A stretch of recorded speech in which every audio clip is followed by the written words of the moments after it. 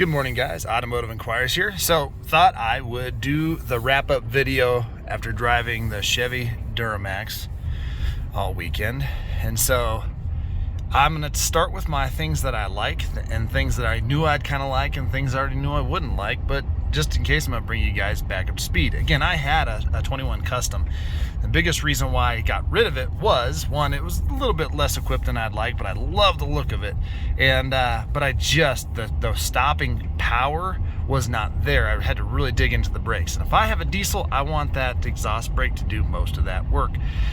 And the transmission didn't seem like it was just working well with it. Now, it could have been a flaw in that truck, I don't know, but that truck was brand new. What I can tell you is it seems that they've fixed this. Even though I didn't tow it, you can feel the exhaust brake in just normal drive mode. And so that's good. And if you put it in tow haul mode without even towing, it is more robust. So I can tell you that's already a day and night difference. So that is a plus. All right, things I didn't like. All right, this is a diesel truck. So halfway through my time having it this weekend, I got to do a regen where I had to keep driving. Are you kidding me? The truck has less than 1,000 miles. We're already regenning. I'll tell you why that is, though. It's some of our fault and some of the EPA's fault. Don't drive enough, doesn't get the motor hot enough, don't pull enough, and this motor's going to need that, just like my 2008 diesel. It did most of its life pulling. It never had to do a passive driving regen where I had to keep it on the highway. Once I decided to sell it and I started driving it just for the heck of it and doing commuting and stuff, and fired it up and warming it up in the morning and warming it up before I left work, and then that short 20-minute drive, it needed a regen every week. So I'd get halfway home and bing, the warning thing comes on saying, hey, I hope you weren't planning on going home and putting your feet up. It's time to go driving for a little bit. Jump on the highway and had to blow the cobs out. Now, it's not something where you got to drive 100 mile an hour. It's just something where you got to keep a consistent speed long enough for that system to do its regenerative process. If you don't, you will jack your DPF up and you will jack your EGR up, and eventually things get hot when this process is going on. So everything around that's getting hot is bad, okay? So I didn't care much for that. Two, I didn't like having to put a little bit of diesel in this thing at $1 more a gallon, but that's subjective, and most people that have dinged me have said that they don't care about that and they're diesel heads and screw gas. So wait, man, whatever floats your boat. If you got tons of money to dump out in buckets, I'm all about it. So let's go. All right. Also, I like the safety features that come on other trucks. At this trim level, I expected it to have more. No blind spot monitoring, no rear cross traffic alert, no front sensors for parking, no rear parking sensors, and that wasn't deleted on the window sticker. So this LTZ just doesn't come with that as a standard thing. And a lot of other manufacturers do that. So I think that's a little bit of a ding on the GM products. Next, the seats, very firm. That's just a personal thing. That's not a bad thing. But for me, it is bad. And I'm just not saying that generally for all of y'all that is the case. Just be forewarned. If you go to look at new trucks, drive them all so you can make sure you find the right seat cover. Because if you're going to buy this thing with the interest rates they are right now and everything like that, then you better get exactly what you want, you know, to the closest that you possibly could. All right, next, fuel economy. Driving in and out of the city pretty much most of the time, and that's what I do in my Godzilla. I get about 14 and a half. This was no surprise. I got 13 miles to the gallon, okay? I remote started just like the other truck. I did everything that I do in the other truck and drove it just as easy, okay? I don't need this truck to go 0 to 90 in 14 seconds. I know it's fast. I know it's powerful. Everybody's like, well, how fast? Listen, this is not a race car. And it does never give you the impression that it is. All right. So that's just one of those things where I was not surprised by the mileage, and it is a heavy duty truck. So it's not like I expected it to be great. But when people are telling me they're getting, 23, 20 miles a gallon, hey, great. I'm not sure how you did that. Maybe you deleted it. Maybe you got a tuner. Maybe your math's wrong. I don't really know. But hey, congratulations on that. I didn't see it in my 21. I didn't see it in this one. And so we're right on par with that. All right, next, I didn't care much for the... All right, sorry about that, guys. Got a call in the middle of that video. So nonetheless, we're back. All right, the thing I didn't also care for was the fact that it just has so many weird things kind of taken out of what a normal high trim level truck like this would have. It didn't have, certain options in it, and I think that's just kind of odd. Like the lighting in here is pretty somewhat poor. If you're trying to see at night, or your kid, they're going to turn on every light and probably a flashlight to find something in here if you get the dark interior. So I wasn't a huge fan of that. But other than that, I think the truck's done. This truck is really nice, and I think for the most part, it's probably the best priced in the segment.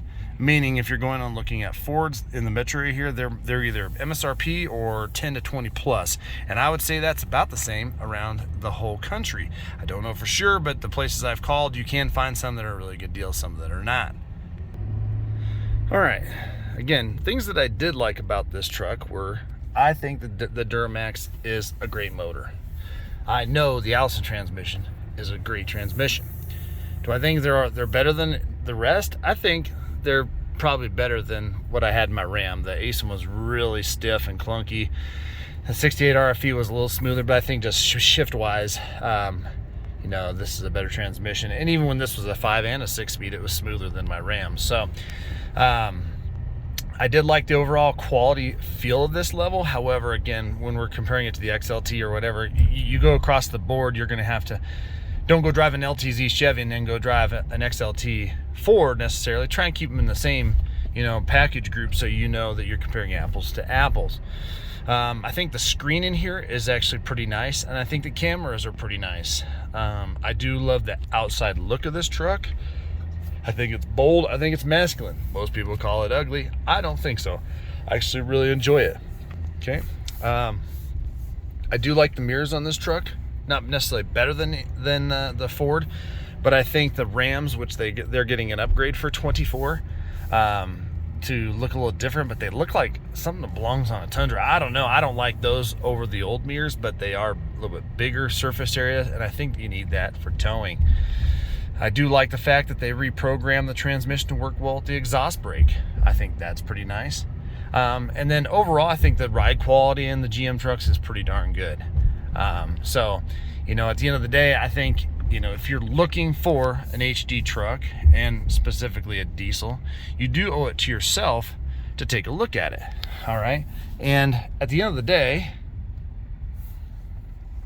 when I think about how much money you want to spend, I think, again, Chevy's price point is a lot better than the other competitors. Maybe it's demand, maybe they have a better supply, I don't know, but I think you can get a little bit more Chevy for the money than you can. You can get an LTZ one like this with the bench seat in it, that's leather, heated seats, heated steering wheel, doesn't have some of that safety tech that's important, over, say, an XLT Ford now, with the Power Stroke. So again, it just depends on what version you like. One thing I tell you though is you're going to have to make sure you use the OEM or better products in the system itself. You're going to spend $10,000 more, well then you better invest in it like you spent $10,000 or more. You don't go buy cheap filters, and you don't use cheap oil. People like Rotella. I like Rotella. It's good oil. You can go with AC Delco. Who really cares? But if you go with the manufacturer better and maintain it as the manufacturer says or better, I think you're going to be good warranty-wise. But remember, this vehicle is reporting back to GM everything that's going on in here. So if you don't do your regen when it says you need to, that probably could be something that they pull against later. If you had a blown EGR at, say, I don't know, 90,000 miles, and they're saying, well, it's a limited liability warranty. So even though it says it's a powertrain warranty up to 100, there's nuances to that now, because they know people are abusing these and tweaking them and doing them and not listening to the warnings and following the instructions. And they're buying these as like hop around town, go pick up your kids and idle out school for 40 minutes type vehicles. So they know that you're potentially not using it. So if you don't do those regens, then be prepared that they could tell you no when you go and do it. And I know for a fact that those EGRs are a lot of dough. I know that a lot of those things are a lot of money. And just keep in mind, all of that heat that's building up inside of that regenerative process can actually jack up your turbos and stuff. There's a lot of heat, and if you just come home and shut that thing down and all that heat's stuck in there, well, just like a lot of guys have already posted, get prepared to have to replace a turbo at, maybe 100,000 miles. And in all reality, those can be $3,000, $5,000, $6,000, especially if you're going back with the OEM one. So as we wrap up the video, guys, I just want to say thank you so much for coming out and looking at my content. I got a lot of experience in the automotive industry within sales and stuff like that. I got some videos that are coming up on how to get the most out of your trade, how to buy a vehicle in today's market, and some other stuff on trailering stuff. Now, am I a know-it-all? Do I know everything? No, but I do enjoy some of the comments where people are like, "Oh, duh, you can't have a cold start with a gas motor." Absolutely, you can. It's cold. I'm starting the truck. People want to hear what that big bad boy sounds like. Okay. But whatever, you know, those are semantics. But I do appreciate you coming out and looking at the video content. Anyway, again, when it comes down to the Chevy Duramax, I would say it gets a thumb up in my books. I've had one, I've owned one, I'd buy another one. One thing I would tell you this though is go drive a 1500 with that interior, only to see if you like this interior better than that one, because I think the new one's gonna have a lot of great pluses. It might have a few minuses. I think it's really nice, and I would probably, unless you're getting a smoking deal on a 23, I would hold out or special order a 24. Now here in Colorado, there's several dealers that get lifetime warranties, so as long as you own the truck, and they're only asking MSRP minus rebates, which is actually pretty good, because right now they're marking, most other dealers are marking up their trucks, not necessarily Chevy, just in general, they're marking those vehicles up, you know, say 5-6%. It negates the rebates. They're still making money. So go drive the current half-ton Chevy, not in a custom level. It needs to be LT or better, so you get a vibe what that new interior is going to be like, and see if that works for you. And if you end up liking this other current one, then you need to make sure you snag a 23, because these will start trickling out, and then they'll go away. So we'll see you on the next video, guys.